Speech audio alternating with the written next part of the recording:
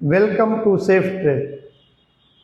અત્યારે માર્કેટમાં સિલ્વર ઉપર બેન્ડ લગાવેલ છે તેવા ન્યૂઝ આવેલા છે અને જેના લીધે ઘણા લોકોને ગેરસમજ છે।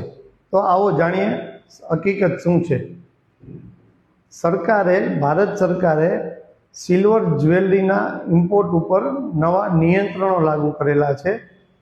પહેલાં સિલ્વર જ્વેલરી ફ્રી ટ્રેડ એગ્રીમેન્ટમાં હતી, બરાબર છે। એને હવે જો તમારે ઇમ્પોર્ટ કરવું હશે સિલ્વર જ્વેલરી તો હવે તમારે DGFTની પરમિશન લેવી પડશે। એટલે સિલ્વર બેન્ડ નથી, સિલ્વર જ્વેલરીના ઇમ્પોર્ટ ઉપર નિયંત્રણ લગાવવામાં આવેલ છે। આ માટે ગવર્મેન્ટનું કહેવું એવું છે કે આપણા અહીંના લોકલ વેપારીઓ અને કારીગરોને ઇમ્પોર્ટની સામે રક્ષણ મળે એની માટે આ નિયમો લગાવવામાં આવેલ છે। આ નિયમો તારીખ 31 માર્ચ 2026 સુધી લાગુ રહેશે।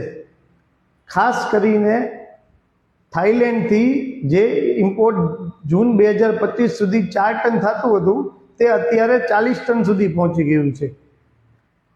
એટલે કે ફ્રી ટ્રેડ એગ્રીમેન્ટનો ગેરફાયદો ઘણા વેપારીઓ લેતા હતા। એને નિયંત્રણમાં લાવવા માટે ગવર્મેન્ટે સિલ્વર જ્વેલરીની ઇમ્પોર્ટ ઉપર નિયંત્રણો લગાવેલા છે। સિલ્વર બેન્ડ નથી કરેલું, તો તમે પહેલાં ન્યૂઝ સમજો। સિલ્વર બેન્ડ નથી, સિલ્વર જ્વેલરીના ઇમ્પોર્ટ ઉપર નિયંત્રણો લગાવવામાં આવેલ છે। Thank you.